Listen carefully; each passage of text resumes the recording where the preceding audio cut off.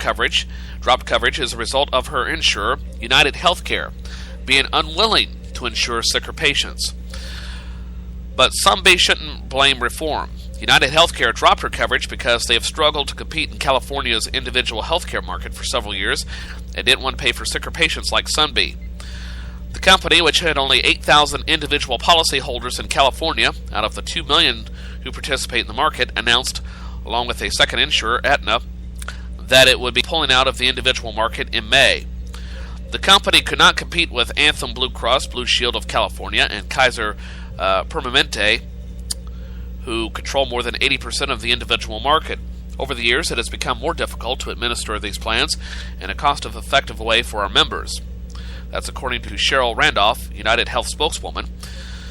That was in Think Progress from November 4th. Another myth I want to bring up, and Obamacare caused businessmen to cut back on employment. In the October 11th edition of Fox News Hannity, host Sean Hannity interviewed Paul and Michelle Cox, business owners who claimed that Affordable Care Act regulations were causing them to cut back on hiring full-time employees and keep employees below 30 hours. Now, Michelle Cox said, "We received a letter from our insurance company stating that we would no longer be able to have our existing health plan, despite the president's promise that we'll be able to keep that existing plan. Well, as a business, we're jumping through more hoops, more regulation, more paperwork, and we've also cut back on hiring full-time employees because of the healthcare cost involved, even though we'd love to do that." Okay. Paul Cox then chimed in, "We've had to keep them below 30 hours, or we wouldn't be able to, not that we wouldn't want to pay it, we just wouldn't be able to." Well, the reality is Cox business has only 4 employees and are not subject to ACA regulations. In an October 18th Salon Post, Eric Stern, a senior counsel to former Montana Governor Brian Schweitzer, contacted Paul Cox after the segment and found that his business employed only 4 people, well below the 49 employee threshold that would have affected his business. First, he spoke with Paul Cox. Then he and his wife Michelle had lamented to Hannity that because of Obamacare they couldn't grow their construction business, and they have kept their employees below a certain number of hours so they could stay on as part-timers. Well, Obamacare has no effect on businesses with 49 employees or less. But in our brief conversation on the phone, Paul revealed that he only has 4 employees. Why the cutback on his workforce? Well, he said, "I haven't been forced to do so. It's just that I've chosen to do so. I've had to deal with increased cost." What cost and how? I asked him if any of it has to do with the Affordable Care Act. There was a long pause, after which he said he'd call me back. He never called back. Now, there's only one Obamacare requirement that applies to a company of this size. Workers must be notified. Workers must be notified of the existence of the healthcare.gov website, the insurance exchange. That is all. Okay? So those are just some of the things that have popped up in the news in recent days that have bugged me about the Affordable Care Act. Some other things that are on my mind today. CBS News correspondent Lara Logan confessed that the network erred by failing to disclose the financial connection it shared with the subject of a widely criticized 60 Minutes report on the 2012 Benghazi attacks. But the network's admission of an ethics violation did not extend further, and Logan issued a general defense of the report's accuracy without addressing the persisting questions that surround the report's sources' conflicting accounts of the night of the attacks. Okay, now get this.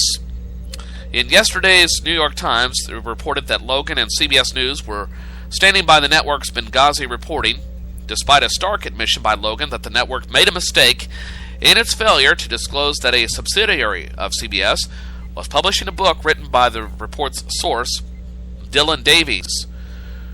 Jeffrey Fager, chairman of CBS News and executive producer of 60 Minutes, added that he regretted keeping the connection under wraps from the Times. So, in order to sell the books, you have to generate a controversy that never existed. Interesting source of journalism. And this really irritates me because I have immense respect for CBS journalism. I have long held up to it. That's one of the reasons why I play the CBS World News Roundup on this show.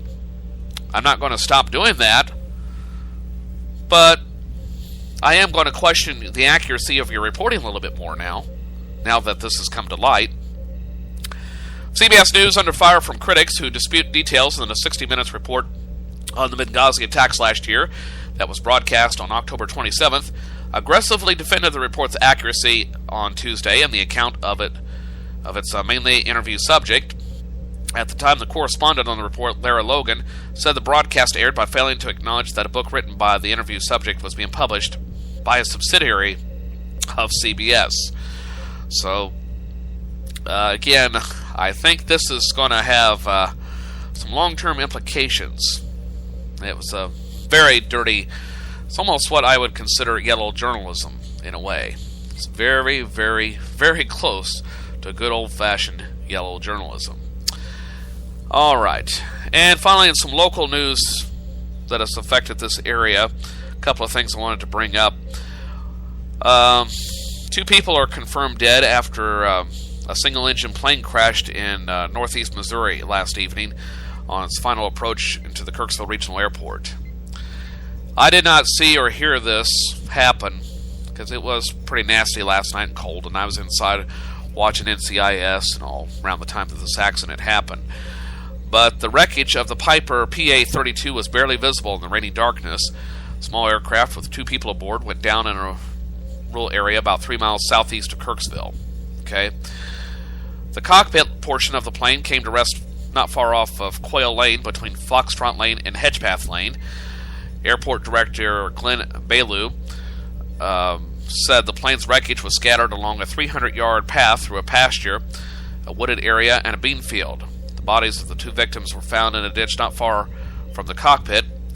Federal Aviation Administration says the last radar and radio contact with the aircraft was around 7:15 last night, when the plane was about 5 miles from the airport making its last approach. The FAA says the aircraft had taken off from Centennial Airport in Denver earlier in the day yesterday. Its destination was Kirksville, and federal investigators are on the way today to making their way to the scene. But I looked up this type of aircraft, and its range is about 850 miles, and that's about how far it is from here to the Denver airport. So it was probably running low on fuel, and weather conditions certainly didn't help. But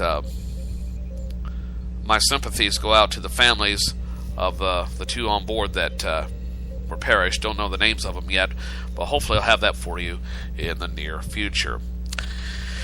And finally, in a case of stupidity run amok, an area teenager is under arrest, suspected of writing a note containing a bomb threat that was found at the Macon High School on Halloween just last week.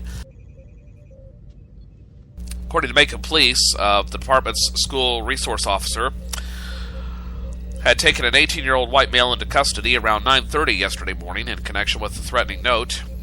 No explosive devices were found on the Macon school campus during the search by law enforcement agencies last Thursday afternoon. Meanwhile, 18-year-old Stephen M. Hill of Macon has been charged with making a terrorist threat, which is a Class D felony. He's being held on $5,000 cash-only bond. And what's even sadder is that this guy's life is forever ruined because he made a stupid mistake. He'll never get a job in security, or a job that involves security, which is about 80 to 90% of the workforce. I don't know. I don't understand. I understand that kids will make stupid decisions growing up. I made my fair share of them, but certainly nothing on this level. But, Mr. Hill, I hope you get whatever it is scrambled into your head unscrambled and turn your life around. But that's what's going on in the world at the moment, at least locally. All right, we're going to take a quick break. Come back in a few minutes with the CBS World News Roundup in a few minutes, as well as celebrity birthdays, Today in History, the Hump Day song, along with the composer's date book, the writer's almanac, and a whole lot more. Well, I have things you need to know. That's coming up right after this break, so stick around, my friends. More First Cup is on the way. Whoops, try that again.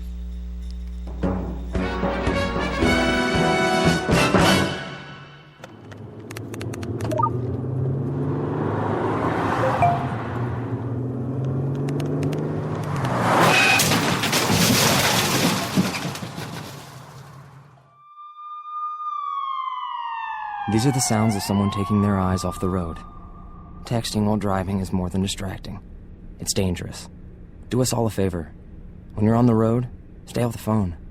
A message from CTIA, America's wireless companies, and the National Safety Council. Hey, what's up? Holla at ya, boy. XOXOXO. You getting these texts? Question mark. Where are you? What are you doing? OMG, you are making me mad. You better text me back. I'm waiting outside your house. Relentless, aggressive texting is like sending an angry robot to deliver your message. When does the robot become dangerous? Let us know at that'snotcool.com. That'snotcool.com. Brought to you by the Ad Council.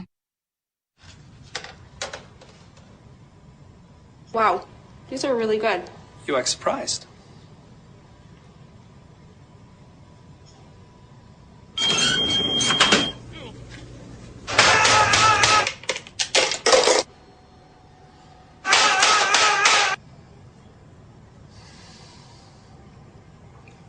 Practice makes perfect. You don't have to be perfect to be a perfect parent. There are thousands of teens in foster care who don't need perfection. They need you. Confessions of a Potentially Perfect Parent, brought to you by AdoptUsKids.org.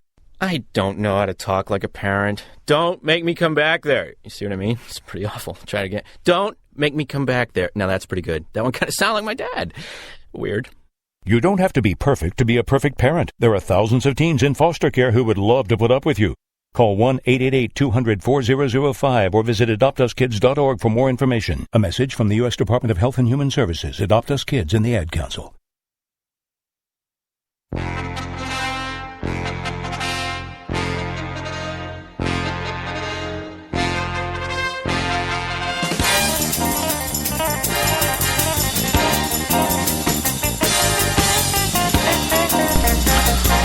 Welcome back to Studio 27 on this Wednesday morning. It is the 6th day of November, and it's time for things you need to know. Find out what's trending as we're on this hump day together. So let's get right to it, shall we?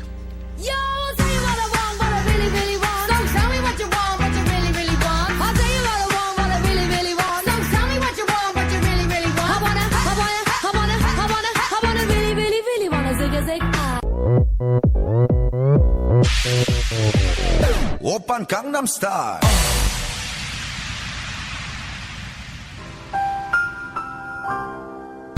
And it is Wednesday, November 6, 2013. Today is Stress Awareness Day. Stress affects us all, and no more than in the workplace. Chemicals, adrenaline, and hormones build up in our systems in response to the pressures of life, so we drink more coffee and smoke cigarettes. Okay, I'm stress-free now. And news attack this morning, a scientist in Transylvania has come up with a new artificial bloodline.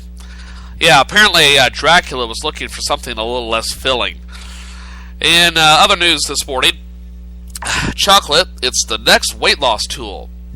Another reason to treat yourself to a piece of chocolate.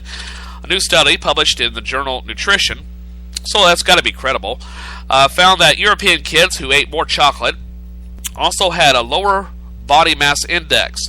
So more chocolate doesn't necessarily mean more fat. Scientists examined the chocolate intake of nearly 1,500 kids, ages 12.5 to 17.5. They found that those who had more chocolate, that's 1.5 ounces a day versus less than a quarter of an ounce, actually had lower BMIs, regardless of sex, age, and other diet factors. Of course, Europeans make their chocolate a little bit differently, don't they? I don't think they add as much sugar to their chocolate like we do here in the States. But nevertheless, it's research I wouldn't mind participating in. And finally, did your hubby or boyfriend cheat? Yeah, because it's always the guy's fault. Well, let's see here. Here's a way to go after the homewrecker. What is this,